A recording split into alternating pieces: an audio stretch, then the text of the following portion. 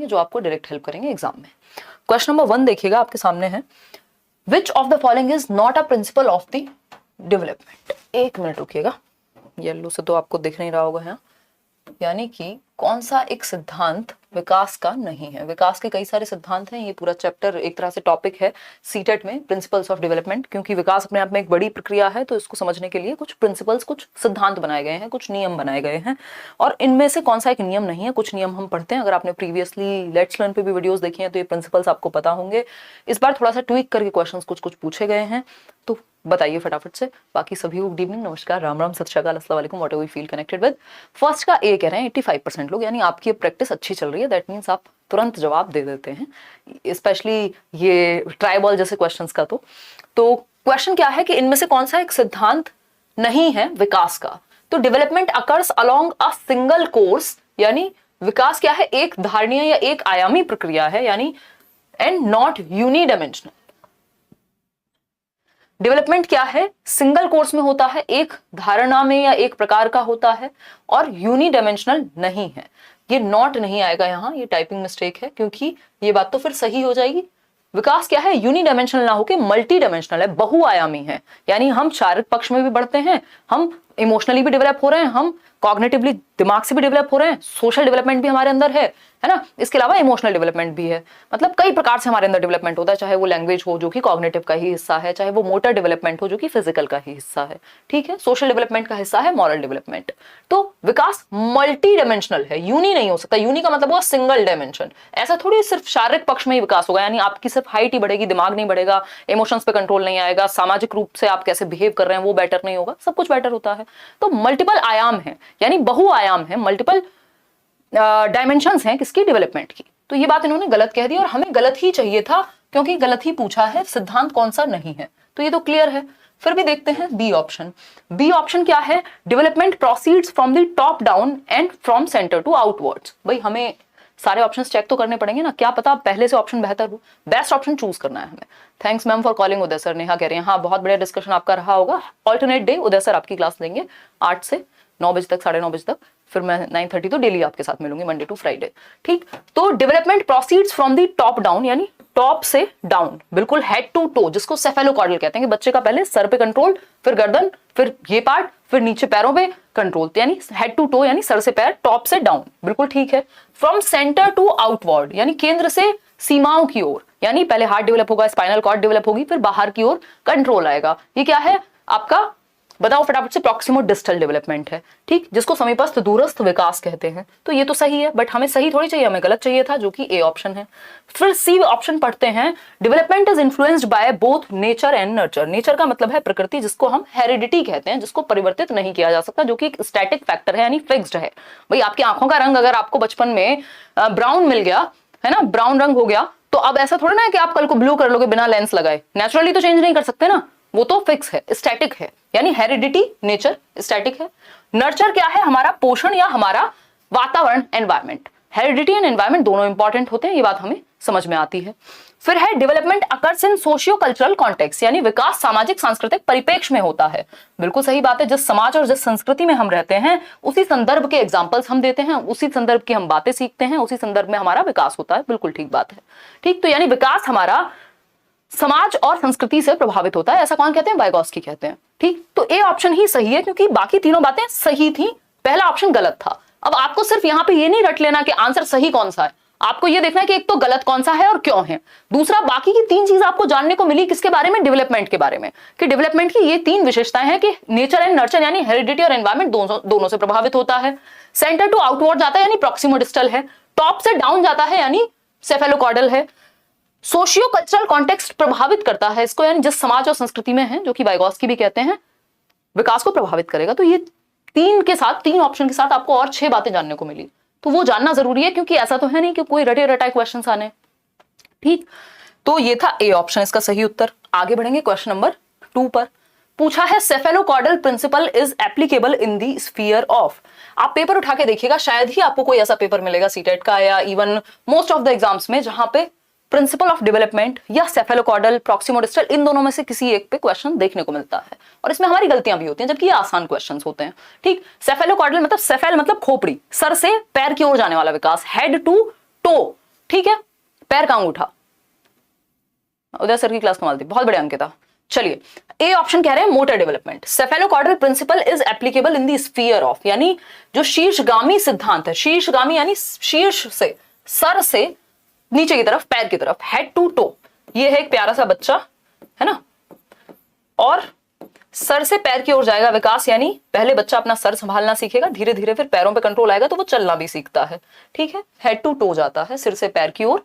तो सेफेलोकॉर्डल डेवलपमेंट किसके अंदर आता है, किस प्रकार के विकास से जुड़ा हुआ है? क्या लैंग्वेज डेवलपमेंट से जुड़ा हुआ है? भाई बच्चे का चलना लैंग्वेज डेवलपमेंट है। अगर किसी को बोलना नहीं आता, क्या वो चल नहीं सकता? तो ये तो कुछ और ही बात हो गई, लैंग्वेज तो नहीं होगा। ठीक, कॉग्निटिव डेवलपमेंट दिमाग से संबंधित है, मेनली तो नहीं हो सकता है चलना प्रभावित हो दिमाग के कारण, बट मेनली नहीं होगा, है ना।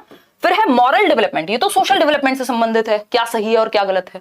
ठीक, तो ये किससे जुड़ा हुआ मोटर डेवलपमेंट से। और मोटर डेवलपमेंट किसके अंदर आता है? फिजिकल डेवलपमेंट के, शारीरिक विकास के। गामक विकास यानी मोटर डेवलपमेंट का मतलब क्या हुआ कि आप मोटर एक्टिविटीज कर पाए, चलना फिरना, दौड़ना, भागना, जितनी भी एक्टिविटीज जिनमें स्पीड, जिनमें प्रिसीजन, जिनमें फिजिकल एक्टिविटी इंवॉल्व होगी, तो वो मोटर डेवलपमेंट कहलाएंगे। ठीक है, मोटर डेवलपमेंट दो प्रकार का होता है। अब इसको हल्का सा समझ लेंगे 2 मिनट देकर के, कोई जल्दीबाजी है नहीं, बहुत समय हमारे पास, पूरा जीवन पड़ा हुआ है। ठीक है, मतलब पूरा जीवन तो नहीं है, 6 महीने तो है ही। देखिएगा एक बार, अगर हम बात करें, हमने अभी क्या समझा, फिजिकल डेवलपमेंट यानी शारीरिक विकास के अंदर। देखो, लैंग्वेज को लेकर परेशान मत होना, अगर यहाँ फिजिकल लिखा है, इतने आम छोटे बच्चे नहीं है कि ये ना समझ पाए कि फिजिकल का मतलब शारीरिक होता है। तो क्योंकि आप हिंदी मीडियम से, तो इस चीज को देख करके परेशान नहीं होना कि यार इंग्लिश में फिजिकल लिख दिया है, शारीरिक क्यों नहीं लिखा। फिजिकल डेवलपमेंट से जुड़ा हुआ क्या है? मोटर डेवलपमेंट, यानी गतिक विकास, गति करना, दौड़ना, भागना, गत्यात्मक विकास, मोटर डेवलपमेंट। ठीक है जी। अब इस मोटर डेवलपमेंट में भी 2 प्रकार होते हैं मेजरली। वो 2 प्रकार कौन से हैं? एक है gross motor skills, gross motor skills यानी स्थूल गतिक कौशल, और फाइन मोटर स्किल्स यानी सूक्ष्म गतिक कौशल। ठीक है, फाइन मोटर स्किल्स, फाइन मतलब, फाइन बोलते हैं ना सूक्ष्म को, कि भाई कोई धागा है तो बहुत ही फाइन है ना। तो अगर हम बात करते हैं तो ये ग्रॉस और फाइन यानी स्थूल गतिक, और फाइन मोटर यानी सूक्ष्म गतिक। इसकी दिशा क्या होती है? ग्रॉस से फाइन जाता है। ये भी क्वेश्चन पूछा जाता है कि ग्रॉस टू फाइन जाएगा कि नहीं, तो फाइन टू ग्रॉस नहीं जाएगा, ग्रॉस टू फाइन जाएगा। कि पहले ग्रॉस का मतलब है बड़ी मसल्स, जो आपकी बड़ी मांसपेशियां हैं, बिग मसल्स पे जो आपका कोऑर्डिनेशन या कंट्रोल है। जैसे बड़ी मसल्स कौन सी हो सकती है? आपके जो बॉडी के बड़े पार्ट्स हैं उन्हीं में बड़ी मसल्स होंगी, चाहे वो आपकी टांगे हो, चाहे वो आपके हाथ हो, यानी ये आर्म्स आपकी। ठीक, तो अगर हम बात करें तो जो हमारा चलना फिरना, दौड़ना, भागना, ये सब किस में आएंगे? जंप करना, ग्रॉस मोटर स्किल्स में। फाइन मोटर स्किल में क्या आएगा? छोटी मसल्स का कोऑर्डिनेशन, स्थूल नहीं है, ये सूक्ष्म है ना। तो स्मॉल मसल्स का कोऑर्डिनेशन, जैसे हमारी आंखों की मसल्स, जैसे हमारी उंगलियों की मसल्स। तो ड्राइंग, पेंटिंग, आपका जो निटिंग, इसके अलावा अगर हम बात कर रहे हैं राइटिंग, ये सारी चीजें किस में आएंगी? ये सब आएंगी फाइन मोटर स्किल्स में। तो ये एक चीज से हम बहुत सारी चीजें सीख सकते हैं। ठीक, अगर जल्दबाजी हमें नहीं है तो, और अभी समय है आराम से सीखने का। आगे बढ़ेंगे तो मोटर डेवलपमेंट, सेफेलोकॉर्डल प्रिंसिपल किससे जुड़ा हुआ है? मोटर डेवलपमेंट से। तो अगर आपने इतना डिटेल नहीं समझी होती तो आप ये क्वेश्चन में उलझ जाते, अगर सिर्फ ऊपर ऊपर से पढ़ के गए होते कि सेफेलोकॉर्डल का मतलब होता है हेड टू टो। अब आपको पहुंचना पड़ेगा कि हेड टू टो आएगा किसमें? चलने फिरने से संबंधित है ना, तो मोटर डेवलपमेंट। अगर फिजिकल होता मोटर की जगह तो उसको लगा देते। क्वेश्चन नंबर 3 देखिएगा एक बार, पोल में जवाब दीजिएगा। Dash is a sensitive period pertaining to language development. पता नहीं कितनी बार सीटेट में क्वेश्चंस रिपीट हुए हैं, इवन ये वाला स्पेशली। सेंसिटिव पीरियड यानी भाषा विकास के संदर्भ में संवेदनशील काल, इसका नाम बदल बदल के आपसे पूछा जा सकता है। अभी मैं बताऊंगी और किस नाम से आ सकता है। ठीक है, अच्छा जूली भाई नजर उधर मत लगाओ, गीलू कम कीजिए, बहुत ज्यादा है मैम प्लीज। 1500 शोभित। अच्छा यार, इतने सारे टीचर्स हैं, ऑफलाइन ऑनलाइन, इतनी टेस्ट सीरीज, दुनिया भर की चीजें हैं। देखिए, सेंसिटिव पीरियड की अगर हम बात कर रहे हैं, संवेदनशील अवस्था भाषा विकास के लिए, इसको ये सेंसिटिव पीरियड कहे, इसको ये क्रिटिकल पीरियड कहे, है ना, या फिर फास्टेस्ट डेवलपमेंट लैंग्वेज का कब होगा, यानी सबसे तेज गति से भाषा विकास कब होता है, क्रिटिकल यानी जटिल काल कौन सा है, या मैं कहूं संवेदनशील यानी सेंसिटिव काल कौन सा है भाषा विकास के लिए। तो हम कहेंगे क्या? B option. 77% लोग बिल्कुल सही उत्तर दे पा रहे हैं। अर्ली चाइल्डहुड यानी पूर्व बाल्यावस्था, प्रारंभिक अवस्था 2 से 6 वर्ष।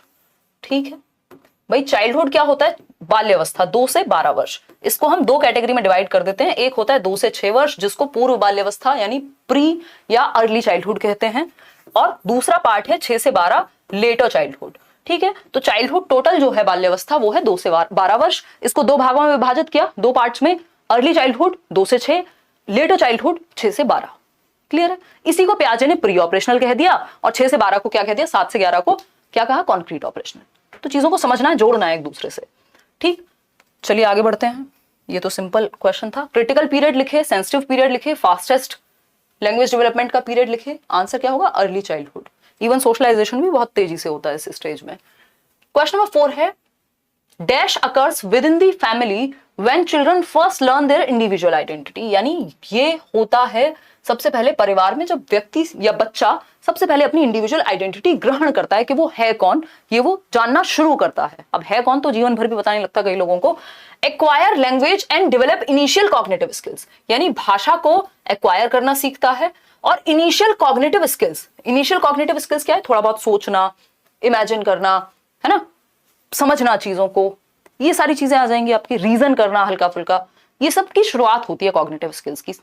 अब ये कहां पे क्या है? ये यानी आपकी इंडिविजुअल आइडेंटिटी फॉर्म होगी सबसे पहले, लैंग्वेज आप एक्वायर करेंगे, इनिशियल कॉग्निटिव स्किल्स सीखेंगे, इनिशियल बिहेवियर सीखेंगे।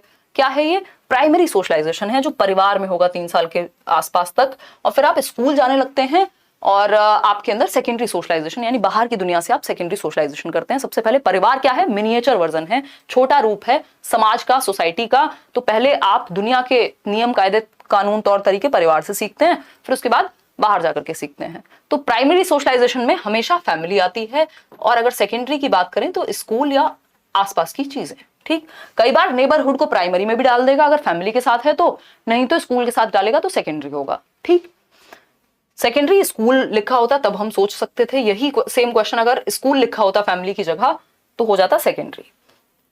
छिपा हुआ यहाँ पे कुछ है नहीं, एक्टिव सोशलाइजेशन की यहाँ बात नहीं हो रही। जनरली आपका जो क्वेश्चन है सीटेट में वो आता है प्राइमरी, सेकेंडरी, और आजकल जो आने लगा है वो है आपका रीसोशलाइजेशन, और एक होता है anticipatory socialisation. According to the theory of Lawrence Kohlberg, Kohlberg ने मॉरल डेवलपमेंट की थियरी दी है, यानी नैतिक विकास की थियरी दी है। किस लेवल पे उन्होंने कहा है कि मॉरल थिंकिंग यानी मॉरल रीजनिंग, मॉरल थिंकिंग का मतलब क्या है? मॉरल रीजनिंग यानी नैतिक चिंतन का मतलब है नैतिक तर्क। ठीक है, ठीक है, इतनी बात क्लियर है? नेहा फोकस करो क्वेश्चन पे। पेडागोजी की क्लास शोभित आज ही हुई है पेडागोजी स्पेशल में, बस टाइम चेंज था, 7 बजे हुई थी पेडागोजी स्पेशल बैच में, है ना, वो कंटिन्यू कर दिया। ठीक है, चलिए देखिए, लॉरेंस कोहलबर्ग किस लेवल पे कहते हैं कि moral thinking is based on taking initial perspective of the society, यानी सोसाइटी के अनुसार आप क्या है अपनी मॉरल थिंकिंग को चेंज करने की या अडेप्ट करने की कोशिश करते हैं। यानी मॉरल रीजनिंग आपकी सोसाइटी के अनुसार होती है, सोसाइटी में जो चीजें चल रही हैं उन नियमों के अनुसार होती है। तो ये कन्वेंशनल लेवल हो गया। कन्वेंशनल का मतलब ये पारंपरिक, यानी जो परंपरा है जो समाज में चल रही है, परंपरा, प्रतिष्ठा और वॉटएवर, कभी खुशी कभी गम याद आ गई होगी आपको।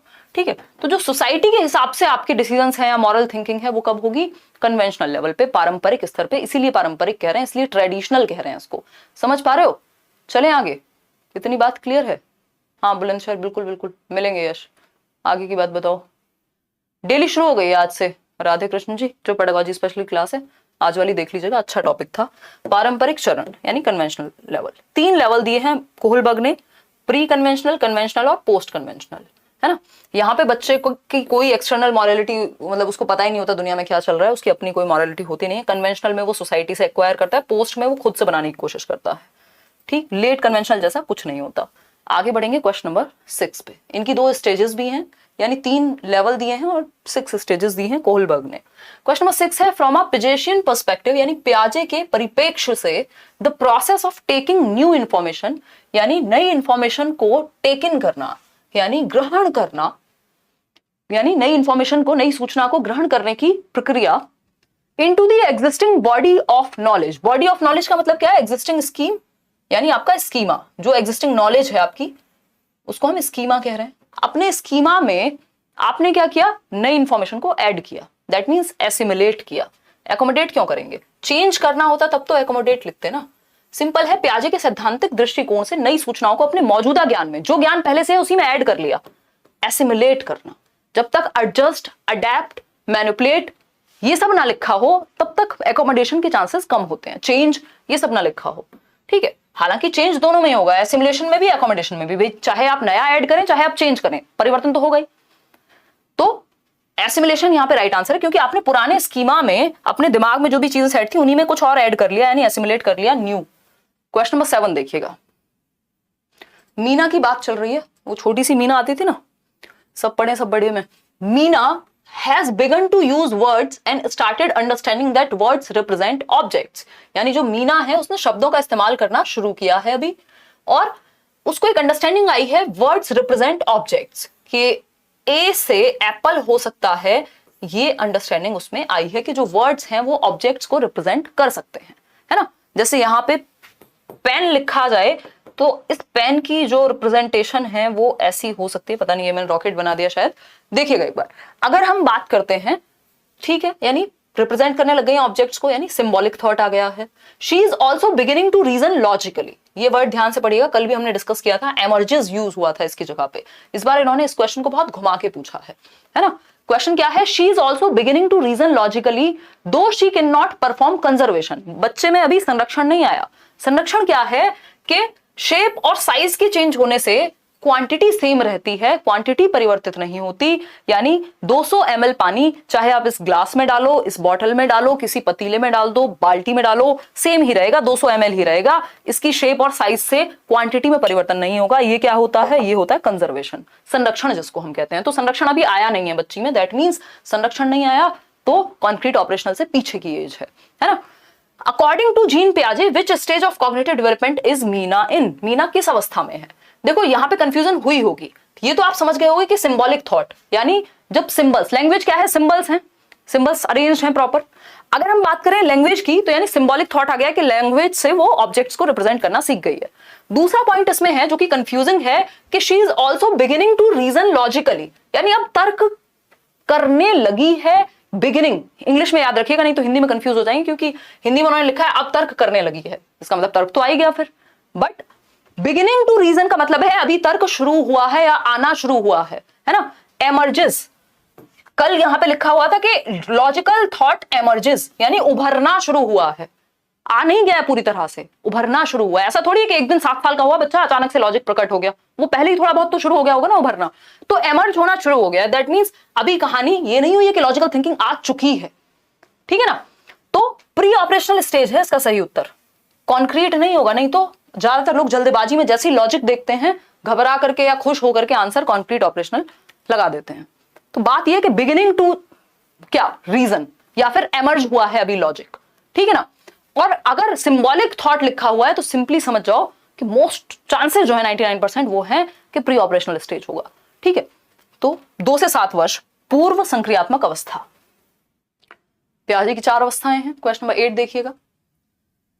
क्वेश्चन नंबर 8 है the concept of zone of proximal development, यानी समीपस्थ विकास के क्षेत्र का संप्रत्यय किसने दिया। ZPD बोलते हैं हम इसको शॉर्ट में, जोन ऑफ प्रॉक्सिमल डेवलपमेंट, संभावित विकास का क्षेत्र। संभावित विकास का क्षेत्र क्या है कि वहां तक संभावना है कि आपका विकास हो सकता है। यानी पहले जब तक आपको यह नहीं समझ आ रहा था कि सीटेट हो पाएगा कि नहीं हो पाएगा, किसी से हेल्प मिल गई तो वो संभावना थी, शायद आपको नहीं पता था बट संभावना थी। तो इस दायरे में संभावना होती है विकास की, ठीक है। आप यहां खड़े हुए हैं, यहां तक की चीजें आप खुद कर लेते हैं, लेकिन इसके बाद आपको ये वाला जो पोर्शन है इसमें चाहिए हेल्प, यही है वो संभावना का क्षेत्र, ठीक है। तो ये जोन ऑफ प्रॉक्सिमल डेवलपमेंट है कि आपका विकास हो सकता है यदि आपको हेल्प मिल जाए सही तरीके से।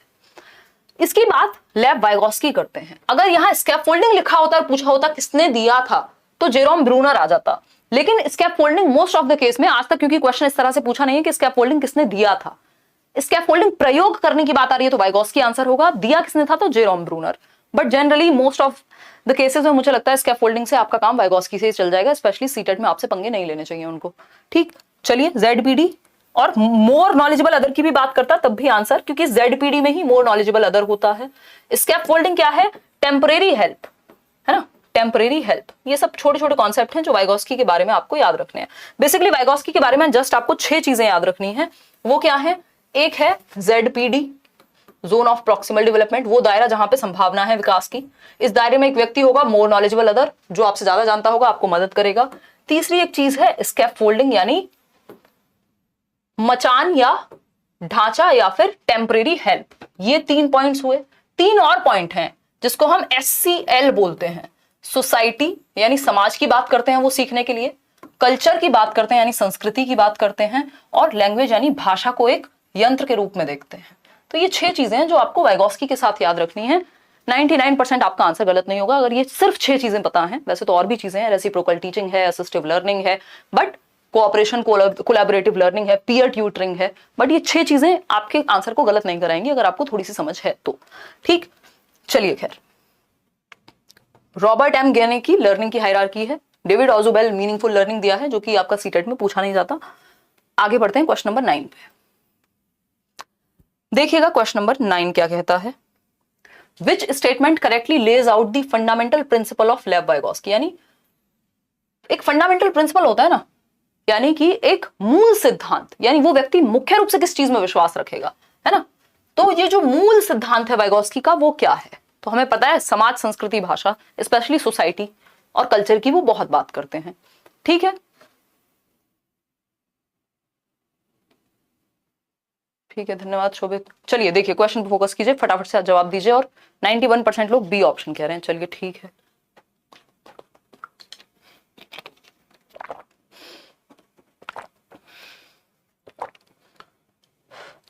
चलिए देखिए B option, learning is a social activity. बिल्कुल सही बात है, समाज और संस्कृति के आसपास ये आंसर होता है ज्यादातर केस में जब वाइगोस्की की बात होती है या ग्रुप लर्निंग की बात होगी। फंडामेंटल तो इनकी थियोरी का नाम ही है सोशियो कल्चरल थियोरी या सोशियो कल्चरल डेवलपमेंट, यानी ये कहते हैं हमारे दिमाग का विकास जो है वो समाज और संस्कृति के साथ इंटरेक्ट करके होता है। ठीक है, तो ये मूल सिद्धांत जिसकी थियोरी का नाम सोशियो कल्चरल डेवलपमेंट है, तो सिंपल है कि मूल जो फंडामेंटल विचार होगा वो यही होगा, समाज के साथ सीखना, समाज में अंतःक्रिया करके सीखना। अनकॉन्शियस की बात कौन करेंगे? सिगमंड फ्रॉइड करेंगे। जेनेटिकली प्रोग्राम्ड की बात एक बार को प्याजे भी मान सकते हैं, और भी लोग हैं। डिसकॉन्टिन्यूअस नहीं हो सकता विकास इनके अकॉर्डिंग, और 4 स्टेजेस में ये प्याजे का कथन है कि प्याजे मानते हैं कि विकास अनिरंतर है क्योंकि 4 अलग अलग स्टेजेस में होता है, लेकिन वाइगोस्की कहेंगे कॉन्टिन्यूअस है क्योंकि ये किसी स्टेज में नहीं बांटते विकास को, सतत है। ठीक है ना, आगे बढ़ते हैं नेक्स्ट क्वेश्चन पे। नेक्स्ट क्वेश्चन क्या है भाई? Question number 10।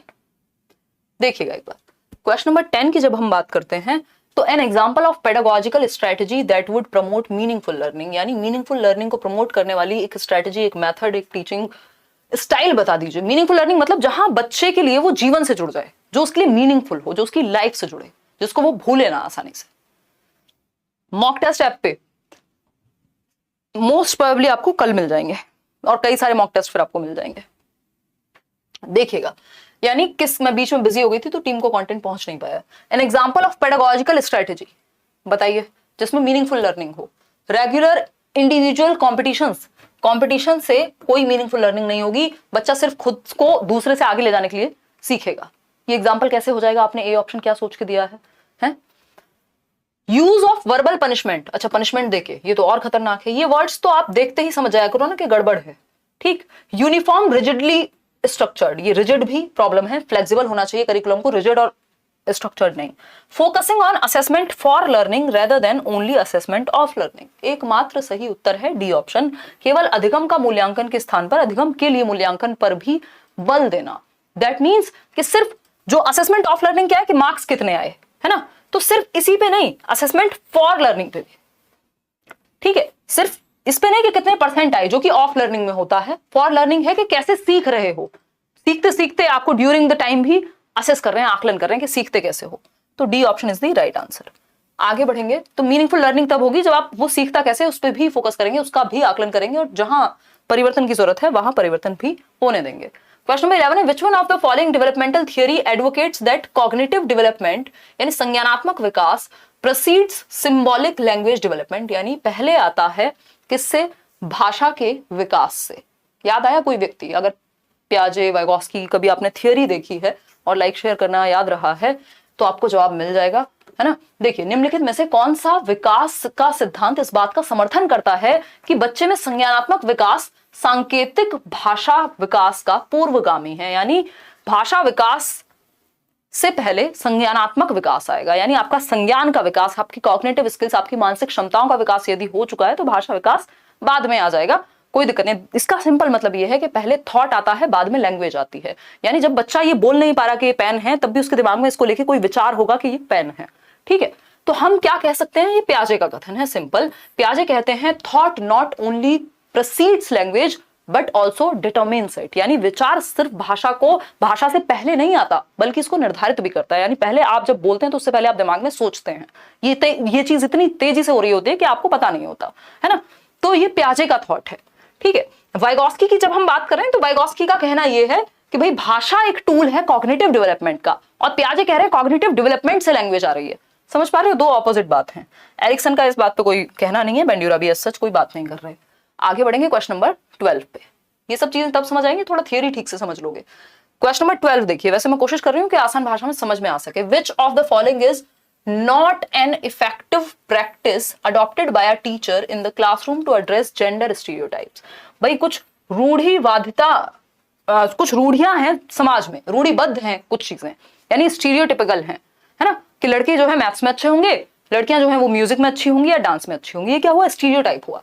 तो इस तरह के स्टीरियोटाइप को एड्रेस करने के लिए कौन सी एक एक्टिविटी या प्रैक्टिस नहीं है, दैट मीन्स इसका सिंपल मतलब क्या हुआ, नहीं है का मतलब क्या है, ऐसा कौन सा ऑप्शन है जो स्टीरियोटाइप को बढ़ावा देता है, जिससे स्टीरियोटाइप प्रमोट होगा, है ना। क्वेश्चन को पढ़ के समझना जरूरी है, क्योंकि नहीं लिखा हुआ है तो पूरा क्वेश्चन चेंज हो जाएगा, घूम जाएगा। लिखा क्या है, जेंडर रूढ़िवादिता यानी लिंग रूढ़िबद्धता को रोकने के लिए एक अध्यापक द्वारा कक्षा में प्रयोग की जाने वाली कौन सी विधि उचित नहीं है। यानी आपको क्या होना है as a teacher, gender sensitive होना है, संवेदनशील होना है, बट आप जेंडर सेंसिटिव नहीं कहलाएंगे यदि आप इनमें से कोई एक तरीका अपनाएंगे। तो कौन सा तरीका हो सकता है, काउंटर जेंडर बायस, यानी जब आप पक्षपात को चुनौती देते हैं तो इससे तो पक्षपात खत्म हो जाएगा, क्योंकि जैसे आप लॉजिकल रीजनिंग लगाएंगे कि ये नहीं होना चाहिए, ऐसा तो कोई साइंटिफिक लॉजिक नहीं है कि लड़के जो है मैथ्स में अच्छे होंगे लड़कियां नहीं होंगी, तो वो तो खत्म हो जाएगा। तो ये तो सही उत्तर नहीं है, क्योंकि ये तो सही बात है, हमें गलत बात पकड़नी है। Separate seating arrangement for boys and girls in the classroom, ये बात जो है बिल्कुल सही है कि लड़कों को अलग बिठा दो और लड़कियों को अलग बिठा दो। इससे क्या होगा, जेंडर स्टीरियोटाइप को बढ़ावा मिलेगा, है ना। आप खुद से कह रहे हैं कि पता नहीं आप में क्या अलग है और क्या, तो आप बम फट जाएगा अगर एक साथ बैठ जाएंगे, तो उस केस में क्या है, आप स्टीरियोटाइपिंग को बढ़ावा दे रहे हैं। डिस्कशन ऑन जेंडर डिस्क्रिमिनेशन, अगर डिस्कशन होगा तो प्रॉब्लम सॉल्व हो जाएगी, क्योंकि जैसे ही अवेयरनेस या नॉलेज बढ़ेगी बच्चों की तो स्टीरियोटाइप खत्म होने लगेंगे। Use of examples which show boys and girls in non conformist roles, यानी लड़कियों और लड़कियों के वो गैर पारंपरिक उदाहरण देना कि भाई शकुंतला देवी तो मैथ्स में बहुत अच्छी थी, या फिर अगर हम बात कर रहे हैं कर्णम मल्लेश्वरी की, तो वो तो इतना 130 किलोग्राम तक वेट लिफ्ट कर लेती हैं। तो ये क्या हुआ, ये तो उल्टे एग्जाम्पल हो गए। जो लोग ये कहते हैं कि लड़कियां कमजोर हैं तो उनके लिए तो ये बहुत अलग एग्जाम्पल हो गया, गैर पारंपरिक हो गया, नॉन ट्रेडिशनल हो गया, है ना। तो उस केस में क्या हुआ कि ये तो ऑपोजिट है। लेकिन ये सी ऑप्शन, कक्षा में बालक बालिकाओं को अलग अलग बैठाने की जो व्यवस्था करना है, इससे स्टीरियोटाइप प्रमोट होता है। अब कई लोग कहेंगे कि बहुत सारी घटनाएं होती हैं, घटनाएं भी छोड़िए, थोड़ा बदतमीजी हो सकती है और चीजें हो सकती हैं, तो इसके फिर बहुत सारे रेपरकशन है ना। चीजें वैसे भी होती हैं, वो फिर आपके सामने नहीं होंगी, या इसमें आप अगर ग्राउंड रियलिटी देखेंगे तो बहुत सारी अलग अलग तरह की कहानी आपको सुनने को मिलेंगी। तो ये जेंडर स्टीरियोटाइपिंग को बढ़ावा देना है, यदि क्लास में अलग अलग बैठ रहे हैं लड़के और लड़कियां, तो फिर स्कूल में ही फिर अलग रख लो। हालांकि वो भी कोई बहुत अच्छा तरीका नहीं हुआ, बट पॉइंट नहीं हुआ ना साथ में पढ़ने का। ठीक है जी, इतनी बात क्लियर है हमें, या कोई दर्द परेशानी समस्या अभी भी बाकी है। मॉक टेस्ट कैसे दें ऐप पे, ये बताओ। डाउनलोड करो ऐप और मॉक टेस्ट का ऑप्शन होगा, फ्री होते हैं सारे मॉक टेस्ट आपके लिए स्पेशली। अच्छा अंकिता, चलो आ जाओ। अगर हम बात करें क्वेश्चन नंबर 13 की, Paro helps her father in his carpentry shop. Paro एक बच्ची है जो अपने पिताजी को उनकी कारपेंट्री की शॉप में मदद करती है, यानी बढ़ई की दुकान में मदद करती है। कारपेंटर जो लकड़ी का सामान बनाते हैं उनकी बेटी है और वो उनको मदद करती है। भाई स्वाभाविक है, घर में जो काम है उसमें मदद कर देती है। Where she successfully measures wooden blocks, यानी जो लकड़ी के ब्लॉक्स होते हैं, टुकड़े होते हैं, उनको वो मेजर कर लेते हैं इंच टेप लेके। उनको पता है कि भाई वो बच्चे अपने पिताजी को देख देख के उसने सीख लिया है। ये सामाजिक सांस्कृतिक सिद्धांत है वाइगोस्की का, कि जिसमें सोसाइटी और कल्चर में जिसमें हम रहते हैं वहां की चीजें हम सीख लेते हैं। ठीक है, तो ये वुडन ब्लॉक को मेजर कर लेते हैं, यानी माप लेती हैं। जो हो सकता है इनकी एज के बच्चे, यानी पारो की उम्र के और बच्चे हो सकता है वो मापना ना जानते हो उस चीज को, क्योंकि इनको ऐसा एनवायरमेंट मिला है। तो ये इनकी एक विशेषता हो गई। Using techniques taught by her father, जो उसके पिताजी ने उसको टेक्निक सिखाई है कि यहां से ये लगाओ और ऐसे मेजर कर लो, इतने इंच होता है, ऐसे बन जाता है। ठीक, she is recently admitted to a public school. अब बच्ची का एडमिशन कराया पिताजी ने कि एक पब्लिक स्कूल में जाएं, थोड़ा पढ़ें, है ना, अंग्रेजी मीडियम पढ़ लें थोड़ा और अच्छा सीखें। किस कैटेगरी में? EWS कैटेगरी में, यानी इकोनॉमिकली वीकर सेक्शन। आपका RTE कहता है कि 20% बच्चों को जो है इकोनॉमिकली वीकर सेक्शन में आप एडमिट कराएंगे। ठीक, तो उस कोटे में इनका एडमिशन हो गया, जबकि इनकी जो सामाजिक आर्थिक स्थिति है वो थोड़ी सी कमजोर है उन बच्चों से जो वहां पे आते हैं ऑलरेडी अमीर माँ बाप के बच्चे। Where she is unable to cope up with the academic demands, especially in this situation, the teacher should. अब बच्ची को क्या है, यहाँ जो शैक्षिक अपेक्षाएं हैं कि बाकी बच्चे तो फर्राटेदार अंग्रेजी बोल रहे हैं या उनके घर का माहौल तो अलग है, वो तो सुंदर सा टिफिन लेके आ रहे हैं और ये एक कुछ वैसा लेके जा रही है, मान लीजिए पॉलिथीन में खाना लेके जा रही है, तो वो बच्ची वहां पे अडेप्ट नहीं कर पा रही। जो एनवायरमेंट है उसमें उसको अजीब महसूस हो रहा है, वो वहां एक्सेप्टेबल फील नहीं कर रही। इसका मतलब ये नहीं कि वो सीखने में असमर्थ है उन बच्चों के साथ। ठीक, तो टीचर को क्या करना है, उसको एक्सेप्टेबल महसूस कराना है, यानी जो उसकी स्ट्रेंथ है, जो वो प्रीवियस नॉलेज लेके आई है, उससे आप कनेक्ट करेंगे आज की चीज को, ताकि कॉन्फिडेंस बिल्ड हो जाए। ठीक है, इतनी बात है ना। होगा नितिन, कल बताऊंगी मैं मॉक टेस्ट के बारे में, अभी डलवाने दो पहले। तो tell Paro that she does not have the ability to study.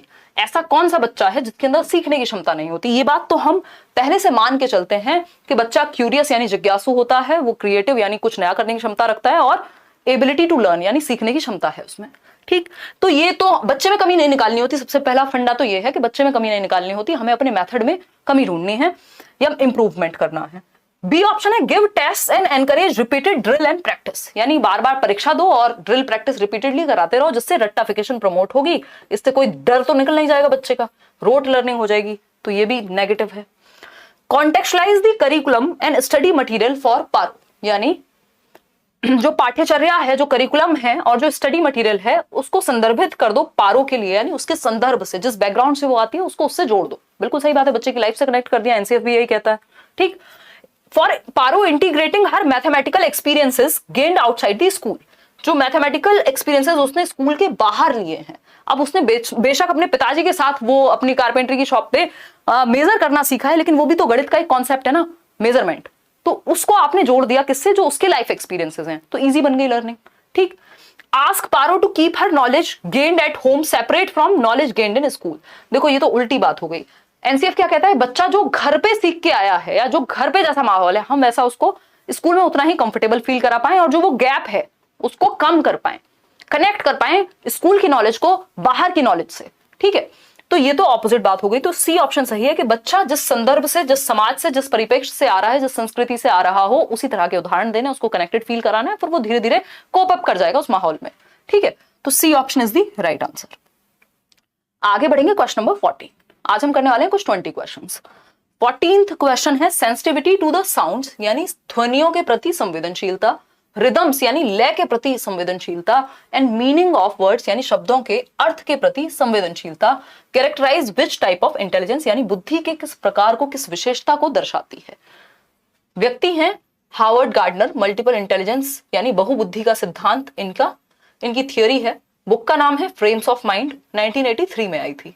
ठीक है, फ्रेम्स ऑफ माइंड 1983 में आई थी, जिसमें इन्होंने बहुबुद्धि का सिद्धांत दिया और कहा कि intelligence is not a single entity, यानी बुद्धि सिर्फ एक क्षमता नहीं है, एक कोई चीज नहीं है कि बुद्धि बस एक एंटिटी है, एक फैक्टर है, ऐसा नहीं है। बुद्धि के कई प्रकार हो सकते हैं। ठीक है, तो ये जो गार्डनर हैं जिन्होंने 8 प्रकार की बुद्धि की बात की है, अभी recently he died I think, देखिएगा एक बार। अगर हम बात करते हैं, हाँ 68% लोग सी कह रहे हैं, बिल्कुल सही बात है। बाकी के लोग कहाँ उलझे हुए हैं, है ना। देखिएगा एक बार, 14-15% लोगों को ए और बी लग रहा है। यार इंटरपर्सनल में तो लोगों को समझना आएगा ना, अंतर व्यक्तिक। जब आप दूसरों के मूड, दूसरों के इंटेंशंस, दूसरों के व्यवहार को समझने में अच्छे हो तो इंटरपर्सनल यानी व्यक्तियों को समझने में अच्छे हैं तो अंतः व्यक्तिक, अंतर व्यक्तिक।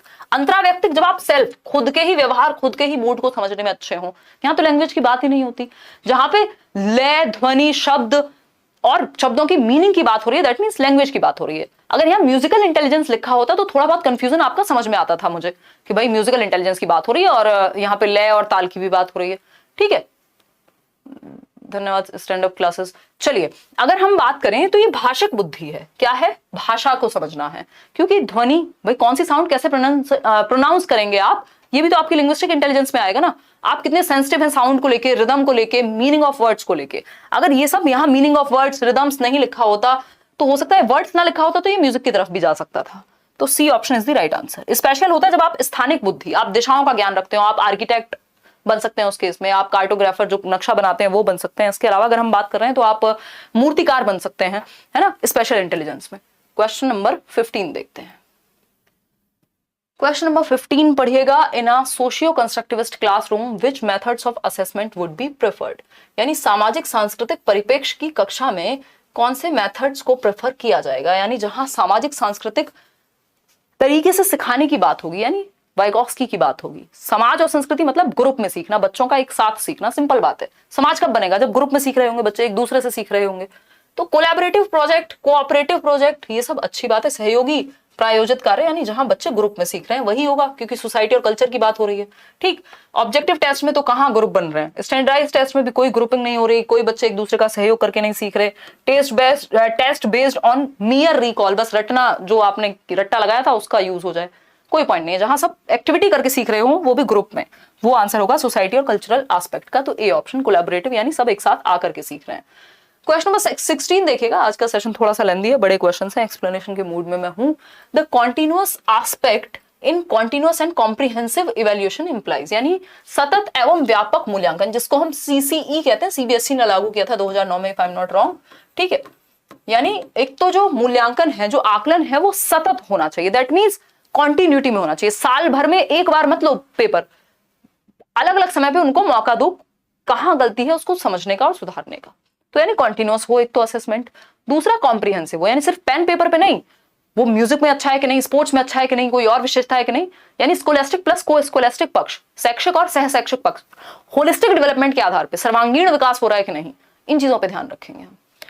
आज हम बैच में क्लास नहीं कर पाए, नोटिफिकेशन नहीं आया था, हाँ, इसलिए मैंने आज आपको स्पेशली यहाँ बताया। स्मृति, मैंने मिस किया आपको, आप रोज आते हो, याद है मेरे को। देखो, the continuous aspect in continuous and comprehensive evaluation implies, बताइएगा एक बार। एक तो क्लास का टाइम चेंज था ना आज, 7 बजे, नोटिफिकेशन गया भी नहीं। देखिए, कॉन्टिन्यूअस ऑब्जर्वेशन ओ गॉड सॉरी, पहले एक बार आप ये दो जवाब, बड़ा क्वेश्चन, लेंदी क्वेश्चन है।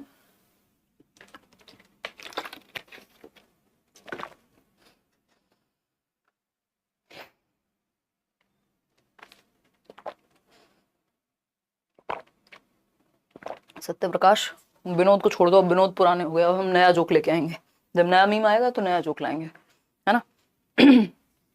देखिए, 85% लोग ए कह रहे हैं, देखते हैं समझते हैं। कॉन्टिन्यूअस का मतलब क्या है, कॉन्टिन्यूअस एंड कॉम्प्रिहेंसिव में, continuous observation and support to children during teaching learning employing different tools. बिल्कुल सही बात है कि आप बच्चों को कॉन्टिन्यूअसली क्या कर रहे हो, ऑब्जर्व कर रहे हो कि वो सीखता कैसे है, क्या परिवर्तन हो सकता है, और साथ साथ आप मूल्यांकन भी कर रहे हो। बिल्कुल सही बात है, इससे कोई भय नहीं आएगा बच्चे में। आप देख लेंगे उसकी स्ट्रेंथ्स क्या है, उसकी वीकनेसेस क्या है, डेली बेसिस पे। ऐसा नहीं अचानक से एक दिन नींद से जागे और टेस्ट लेना शुरू कर दिया, है ना। कॉन्टिन्यूअस कंपैरिजन, बच्चों के कंपैरिजन नहीं किए जाते अदर बच्चों से, खुद से कर सकते हो उसी बच्चे की का कंपैरिजन कि इंप्रूवमेंट कितना हुआ है या क्या कमी है। Conducting formal paper pencil test, सिर्फ पेपर पेंसिल टेस्ट नहीं होता। पीरियोडिक टेस्टिंग ऑफ चिल्ड्रन, सब वाहियात बातें हैं, मेमोराइज और रिकॉल, मतलब रटने पे थोड़ा ना फोकस करेंगे। तो अध्यापन के दौरान विभिन्न उपकरणों का प्रयोग करते हुए छात्रों का साथ साथ मूल्यांकन।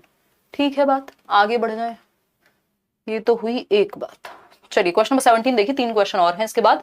अगर हम बात करते हैं, आसान क्वेश्चन है ये तो, student should be encourage to set, किस तरह के गोल्स आपको सेट कराने हैं बच्चों में।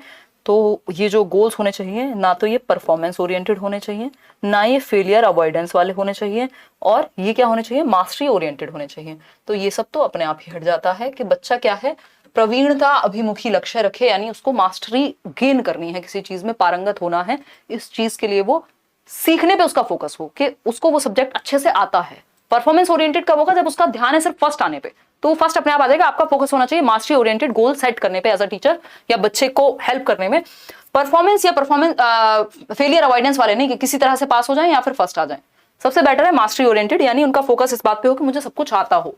क्वेश्चन नंबर 18 देखिएगा, which of the following is a principle of inclusion, यानी समावेशन का कौन सा एक सिद्धांत है।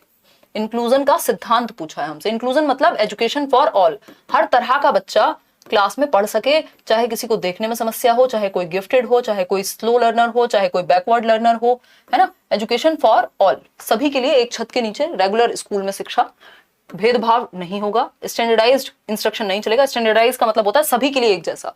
यहाँ फ्लेक्सिबल चलेगा, डिफरेंशिएटेड इंस्ट्रक्शन चलेगा, acceptance of individual differences, segregation is against the law of nature, labelling भी नेगेटिव वर्ड है। तो एजुकेशन फॉर ऑल का सिंपल मतलब है एक्सेप्टेंस ऑफ इंडिविजुअल डिफरेंसेस, व्यक्तिगत विभिन्नताओं को स्वीकार करना कि सभी बच्चे एक जैसे नहीं हो सकते, विभिन्नता होती है।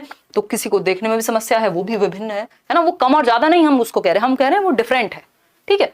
तो सभी तरह के बच्चे एक छत के नीचे सब सीख सकते हैं जब हम इंडिविजुअल डिफरेंसेस को एक्सेप्ट कर लें कि हम व्यक्तियों में व्यक्तिगत विभिन्नताएं पाई जाती हैं, कोई भी दो लोग एकदम सेम नहीं हो सकते, कोई किसी एक क्षेत्र में अच्छा होगा, दूसरा किसी और क्षेत्र में। A child who has partial vision, यानी एक बच्चा जो आंशिक रूप से देख सकता है, पार्शियल विजन मतलब प्रॉपर नहीं देख सकता, देखने में थोड़ी समस्या है बच्चे, ठीक। Should be encourage to opt for home based education, मतलब हम कह देंगे कि तुमको तो स्कूल में पढ़ना ही नहीं चाहिए, तुम घर से पढ़ो, बिल्कुल गलत है, फिर इंक्लूसिव एजुकेशन आपकी तेल लेने चली जाएगी, है ना। फिर बात आती है बी ऑप्शन की, needs to be in separate institution, यानी एक अलग संस्थान में, फिर आपने सेग्रीगेट कर दिया, सेपरेशन नहीं चाहिए, इंक्लूजन चाहिए, इंक्लूसिव एजुकेशन की बात करते हैं हम आज 2022 में। Should become a part of regular school with inclusive provisions, बिल्कुल सही बात है, समावेशी प्रावधानों का पालन करते हुए नियमित स्कूल में जाना चाहिए। यानी आपको यह भी ध्यान रखना है कि बच्चे को आप आगे बिठाएं, बड़ा बड़ा लिखें, क्लियरली बोलें, है ना, और अगर जरूरत पड़े ब्रेल लिपि का इस्तेमाल करें, ऑडियो अपनी क्लियर रखें, लाउड रखें, उसको सेंटर में बिठाएं ताकि क्लियर दिखे, बड़ा लिखें। ये सब क्या है, विशेष प्रावधान हो गए, है ना। एक रेगुलर स्कूल में विशेष प्रावधानों के साथ आपने इन्वॉल्व किया है। डी ऑप्शन क्या है, should be in a regular school, बहुत अच्छी बात है भाई, एक रेगुलर स्कूल में सभी के साथ बिठाएं। रेगुलर स्कूल का मतलब है जहां हर तरह का बच्चा है, with no special provision to encouraging coping behaviour. अगर नो स्पेशल प्रोविजन होगा तो आप बच्चे को प्रताड़ित करेंगे कि बच्चे को देखने में समस्या है, लेकिन आपने क्या कहा, अरे तुम कहीं भी बैठो यार, सब बच्चों की तरह ही हो तुम तो, हम तो इक्वल मानते हैं तुमको, तो ये बेवकूफी हो जाएगी। इक्विटी का ध्यान रखना है, समता का ध्यान रखना है यहाँ पे, ठीक है। तो ये क्या हुआ कि आपको विशेष प्रावधानों का पालन करना है कि अगर कोई बच्चा नहीं चल सकता तो आप उसको या तो ग्राउंड फ्लोर पे क्लास दें, या फिर आपके स्कूल में रैंप हो, किसी बच्चे को सुनने में समस्या है तो अगेन उसको आगे बिठाएं या तेज बोले, या फिर अगर कोई मशीन है तो उसका इस्तेमाल करें, या विजुअल सामग्री ज्यादा दिखाएं क्योंकि उसको सुनने में दिक्कत है, ठीक। उसको ऑडियो टेप्स नहीं दे देंगे कि तुम तो सुन सुन के होमवर्क करो, उसको तो सुनने में पहले ही प्रॉब्लम है। C option. आगे बढ़ेंगे, क्वेश्चन नंबर 20, आज के लिए आखिरी सवाल है। क्वेश्चन नंबर 20 है, which of the following practices will support creativity in a classroom, यानी कौन सी एक प्रैक्टिस रचनात्मकता को यानी क्रिएटिविटी को एक क्लासरूम में प्रमोट करती है। रचनात्मकता का मतलब है कुछ नया सोचना, कुछ डिफरेंट सोचना, कुछ नोवल सोचना, कुछ ओरिजिनल सोचना, ठीक है जी। यानी निम्न में से कौन सी शिक्षा प्रणाली कक्षा में सृजनात्मकता में सहायक होगी, यानी हम चाहते हैं कि बच्चे कुछ डिफरेंट करें, कुछ नया करें, है ना। बहुत बढ़िया श्वेता, हाँ छुट्टी हो गई थी ना बीच में, सैटरडे ऑफ था, फिर संडे भी हमने क्या किया सर। अच्छा, इसकी प्लेलिस्ट बना देंगे, बनी हुई है आई थिंक, बस अपडेट कर दूंगी मैं। और हाँ सैटरडे ऑफ था, संडे वार्ता ही होती है, इस बार मंडे भी ऑफ हो गया था, तो कल से ही शुरू हुई है 3 दिन की छुट्टी के बाद क्लास। देखिए, अगर हम बात करें एक्सेप्टेंस ऑफ इमेजिनेटिव आंसर्स, यानी हम कल्पना करने का मौका दें। अगर बच्चा कल्पना करेगा, इमेजिन करेगा, तो कुछ नया भी सोचेगा, है ना, नेचुरल है, बिल्कुल ठीक बात है। एम्फेसिस ऑन ब्रेनस्टॉर्मिंग, ब्रेनस्टॉर्मिंग का मतलब क्या है, बच्चे बैठे हैं और दिमाग में बारिश हो रही है किसकी, आइडियाज की, ठीक। तो कुछ नया सोचेंगे, जब 36 आइडिया आएंगे तो 6 कुछ नए भी हो सकते हैं, है ना। एम्फेसिस ऑन कन्वर्जेंट थिंकिंग, ये ऑपोजिट है किसके, क्रिएटिविटी की। क्रिएटिविटी डाइवर्जेंट थिंकिंग से आती है, दिशाओं में सोचने से आती है, कन्वर्जेंट से नहीं आती। कन्वर्जेंट क्या है, ये जो क्वेश्चन आपके सामने लिखा हुआ है ना, ये एमसीक्यू, इसमें कन्वर्जेंट थिंकिंग लगेगी आपको एक सही उत्तर तक पहुंचने में, कि 4 ऑप्शन है, इन्हीं में से कुछ चूज करना है, इसमें आप अपनी बुद्धि का प्रयोग करेंगे। जेपी गिलफर्ड कहते हैं कि डाइवर्जेंट थिंकिंग क्रिएटिविटी से जुड़ी हुई है और कन्वर्जेंट थिंकिंग इंटेलिजेंस यानी बुद्धि से जुड़ी हुई है, अभिसारी सोच। तो इसमें कन्वर्जेंट थिंकिंग लगेगी, आपका बुद्धि का प्रयोग लगेगा कि कौन सा उत्तर सही है, कौन सा गलत है, आपको चूज करना है। आप अपना तो कुछ इन्वेंट नहीं कर देंगे कि 5वां उत्तर आपने बना दिया क्रिएटिविटी लगा के, ऐसा तो कुछ होगा नहीं। तो ये कन्वर्जेंट थिंकिंग है कि बहुत सारे ऑप्शंस में से एक चूज करना। डाइवर्जेंट क्या है, कई सारे ऑप्शंस बना देना और कुछ नया लेके आना, है ना। तो अगर हम बात करें, अब आपको अगर मान लीजिए कितने लोग हैं हम लोग, अभी लगभग 6000 लोग हैं, 16 लोग कम हैं। तो अगर हम बात करें तो 6000 लोगों को अगर कहा जाए कि एक ऐसे लिखो प्याजे पे, या मान लीजिए आप यहाँ सेशन देखने आते हैं तो मेरी टीचिंग टेक्निक पे कुछ लिख दीजिए, तो अलग अलग लोग अलग अलग तरह से ऐसे लिखेंगे। कोई सुंदर सुंदर कलर वाली राइटिंग से लिखेगा, कोई कुछ और फ्लो चार्ट का यूज करेगा। ये क्या हुआ, क्रिएटिविटी हुई, डाइवर्जेंट थिंकिंग हुई स्पेशली, यानी दिशाओं में सोचा आपने कुछ। तो डाइवर्जेंट थिंकिंग होनी चाहिए, कन्वर्जेंट नहीं। टॉलरेंस टू डिसेंट, यानी असहमति के प्रति सहनशीलता, यानी हो सकता है कि आपकी बात से कोई और सहमत ना हो, या बच्चा कोई और आइडिया सोच रहा हो, दूसरा बच्चा कोई और आइडिया सोच रहा हो, तो वहां पे लड़ाई नहीं करवा देनी है कि ये जो सोच रहा है वो सही है और ये गलत है ना। यहाँ पे 2+2 4 नहीं होते क्रिएटिविटी में। वो मूवी याद कीजिए, द स्काई इज पिंक, है ना, कि भाई उसका जो आसमान है वो पिंक भी हो सकता है, चलेगा, क्योंकि क्रिएटिविटी है। तो असहमति के प्रति सहनशीलता यहाँ होनी चाहिए, यानी कुछ डिफरेंट सोच रहा है बच्चा तो उसको आने देना है सोच को। फर्स्ट, सेकंड और फोर्थ, थर्ड सही नहीं है क्योंकि कन्वर्जेंट थिंकिंग के बारे में बात कर रहा है, यानी D option is the right answer. सही है बात। आप लोग बी क्यों दे रहे हैं? क्या पढ़ लिया, कहां पढ़ लिया आपने?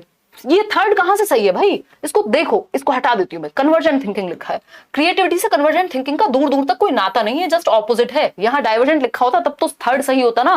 थर्ड तो सपने में भी सही नहीं हो सकता, सोते हुए भी, है ना। समझ पा रहे हो? ऐसे नाक मत कटवाओ। तो डी ऑप्शन है फर्स्ट, सेकंड और फोर्थ जो इसके लिए सही है। सेशन आपको पसंद आया हो, मजा आया हो, डिस्कशन में 4 चीजें नई सीखने को मिली हो, थोड़ा दिमाग पे जोर पड़ा हो,